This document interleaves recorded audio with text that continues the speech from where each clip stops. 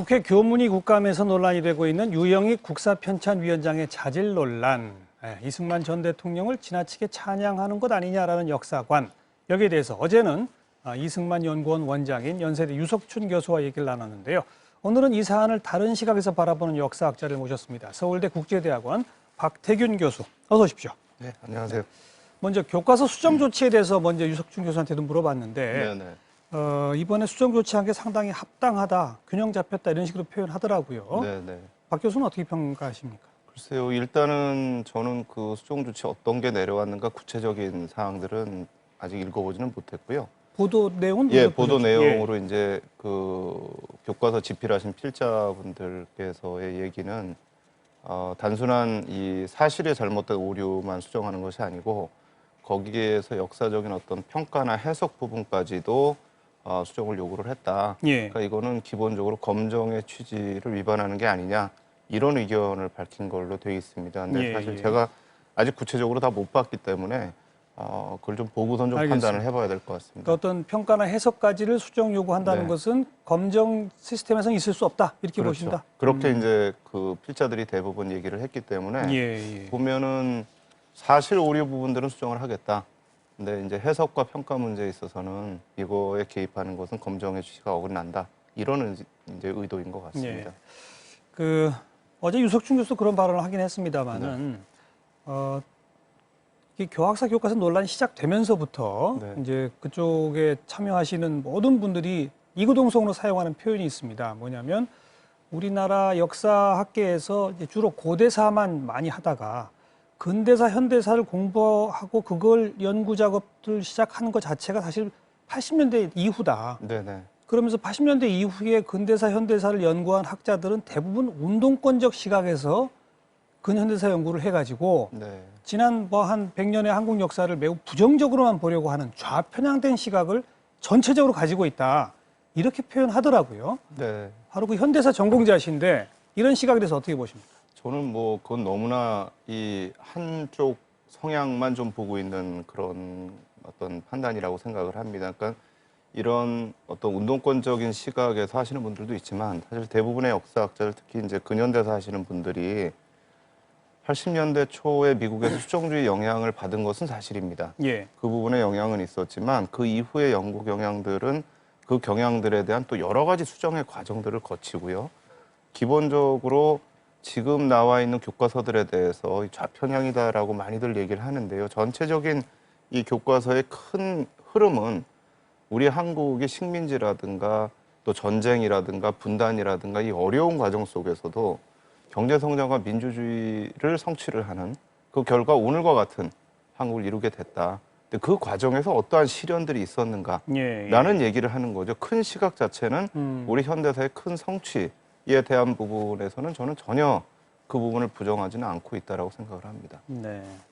자, 그리고 유영익 위원장은 이제 먼저 그 이승만 전 대통령을 천재 중에 천재다. 세종대왕에 버금간다. 뭐 이런 식의 표현까지 많이 사용을 하시고 계시더라고요. 근데 뭐 유석춘 교수는 이제 그렇게 볼 수 있다. 이승만 연구원 원장이셔서 그런지 모르겠습니다. 제가 이제 다른 시각을 물어봤어요. 임시정부에서 탄핵된 분 아니냐. 따라서 임정의 정통성을 이어받았다고 말하기 어렵다라는 시각.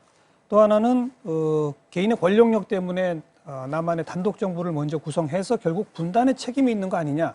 두 시각을 물었더니 전혀 그렇지 않다라고 답했거든요. 박 교수의 시각은 어떻습니까? 글쎄요, 저도 뭐 이 임시정부와의 연관성을 20년대 초반에 이 탄핵 사건은 있었지만요. 그럼에도 불구하고 40년대 들어가면 또 임시정부 구미대표로서 또 활동을 하기 때문에 임시정부와 전혀 관련이 없다라고 얘기는 할 수는 없는 것 같아요. 근데 문제는 이제 이 이승만 대통령께서 주도해서 세운 대한민국 정부에 임시정부에 주도적으로 활동했던 사람들이 거기 참여를 했는가 이 여부는 저희가 한번 따져봐야 될 부분이 있는 것 같고요.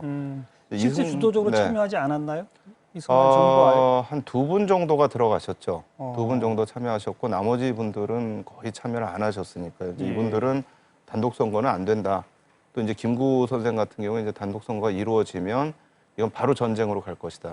이거를 예측을 했었기 때문에 거의 참여를 안 한 상태였죠. 알겠습니다. 또 그 단독 정부 부분, 분단 책임 부분. 이 기본적으로는 이승만 대통령에 대한 평가 문제가 있는데요. 그러니까 이게 저는 사실 역사라는 게 저희가 영웅전을 쓰는 건 아니라고 생각합니다. 역사는 객관적인 사실을 보여주는 것이고 물론이죠. 그거에 대해서 영웅전을 쓴다라는 건 저는 고대에서의 역사 소설이거나 아니면 이 근대 계몽주의에서 하는 역사 소설, 이 소설의 행태라고 생각을 하고요. 예. 기본적으로 객관적 사실들을 얼마나 제대로 객관적으로 전달할 수 있느냐 이렇게 가야 되는 게 아닌가 이렇게 생각을 합니다. 아니 그러니까 단독 정부를 세운 것 네. 때문에 네. 분단의 책임이 있는 거 아니냐라고 네네네네. 하는 질문을 제가 드렸더니 유석준 교수는 그 당시 뭐 남북 협상 등등의 시도가 있긴 했으나 네네. 이미 북한에서는 정부 비슷한 게 생겨서 토지 개혁까지 하고 있었기 때문에 불가능했다. 공산주의가 내려오는 걸 막기 위해서는 네. 불가피하게 정부 구성해야 했다라고 주장했거든요. 그 대목에 대한 역사적 평가입니다. 근데 기본적으로는 지금 북한에서 또 진행을 한 부분들이 있지만요. 좀 더 넓은 시각으로 보면 세계 체제 속에서 냉전이 진행되고 있었던 상황이었기 때문에 미소 간의 협의가 굉장히 힘든 상황이었다라는 거는 이제 인정할 수가 있는데요. 예. 우리가 오스트리아 같은 예를 보면 오스트리아도 우리하고 비슷한 상황이었지만 55년에 가서 통일정부 수립을 하거든요. 예. 이 통일정부 수립이라는 게 전혀 저는 불가능한 상황이었다고 생각하지는 않고요. 제일 중요한 거는 당시에 이 한국에 살고 있었던 사람들이 누구도 한국이 분단될 거라는 생각을 하지 못하고 있었다라는 거예요. 그러니까 예, 누구나가 다 예. 통일정부를 원하고 있었다라는 아. 그 당시의 상황을 좀 우리가 결과적으로 보는 게 아니고요. 알겠습니다. 당시 예. 상황을 보는 게 저는 역사학자의 임무라고 생각을 합니다. 네. 자, 그리고 유영익 위원장의 이제 자질 논란과 관련해서는 국감장에서 햇볕 정책을 친북 정책이라고 표현한 부분, 네. 또 노무현 전 대통령이 미국에 뭐 당당히 할 말을 해야 한다는 것을 반미라고 표현한 부분, 유석준 교수는 그렇게 볼 수도 있다라고 또 하던데 박태경 교수는 어떻게 평가하시고 이어서 유영익 위원장의 국사편찬위원장으로서의 자격 합당성에 대해서도 한 말씀 주시죠. 글쎄요, 뭐 저는 제가 유영익 위원장님에 대해서 뭐 이렇게 저렇게 말씀드리기는 그거는 뭐 저는 적합한 것 같지는 않고요. 예. 일단 그 발언하신 부분에 대해서는 저는 기본적으로 국사편찬위원장이라는 자리는 이렇게 좀 중립을 딱 지켜주셔야 되는 부분들이 좀 있다라는 생각이 들고요. 햇볕 정책도 그렇고 저는 노무현 정부 정책에 대해서 좀 오해가 있으신 게 아닌가. 그러니까 이제 노무현 대통령 같은 경우에도 본인이 말씀하신 게 본인은 좌측 깜빡이 켜고 우회전했다 이런 네. 얘기를 하셨거든요. 예. 사실 이 주한미군의 신속 기동분으로서의 전환 문제라든가 또 한미 FTA 문제라든가 이런 부분에 대해서 굉장히 적극적으로 나서셨기 때문에 이라크 파병도 그렇죠. 예. 그러니까 전체적인 틀에서 사실은 노무현 대통령, 이 노무현 정부 시기를 한번 평가하는 것이 필요하다는 생각이 들고요. 햇볕 정책이라는 것도 이걸 이제 어떤 관점에서 보느냐의 문제와 어떤 효과냐를 보는 건데 햇볕 정책의 기본적인 것은 북한을 어떻게 변화시킬 거냐의 문제거든요.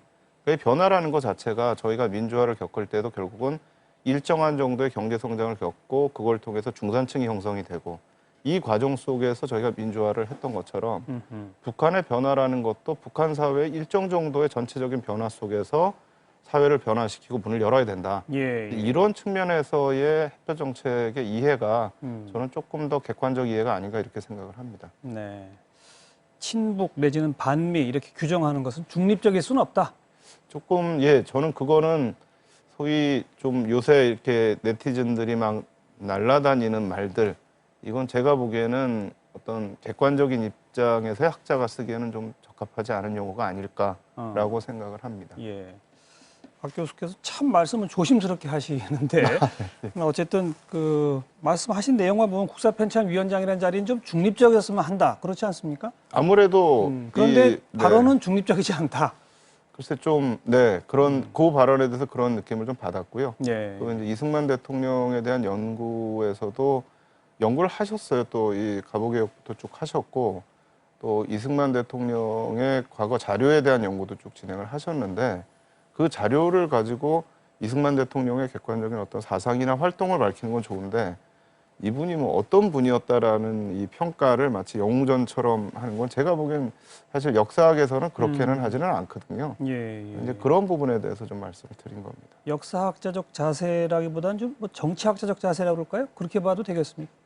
글쎄요, 정치학자들도 그런 얘기 잘 안 합니다, 사실은. 그럼 어떤 분들이 그런 그래서 아까 이제 제가 말씀드린 게 이제 소위 얘기하는 이 근대로 넘어와서의 계몽주의자들 그러니까 정말 어떤 이 민족주의가 필요하고 국가주의, 애국주의가 필요하고 했을 때 나왔던 그런 어떤 영웅전들이라든가 우리 고대 사회의 플루타크 영웅전이라 이런 부분에서 그런 표현이 가능하겠죠. 근데 이제 현대의 어떤 사회과학이나 이 인문학 역사에서는 사실 그런 것보다는 객관적 사실을 얼마나 잘 보여줌으로써 사실들을 복원하느냐의 문제인 것 같습니다. 예. 객관적 사실을 규명해서 보여주는 것이 역사학자의 기본 임무다라는 말씀까지 네. 듣도록 하겠습니다. 네. 박태근 교수 오늘 나와주셔서 고맙습니다. 네, 감사합니다.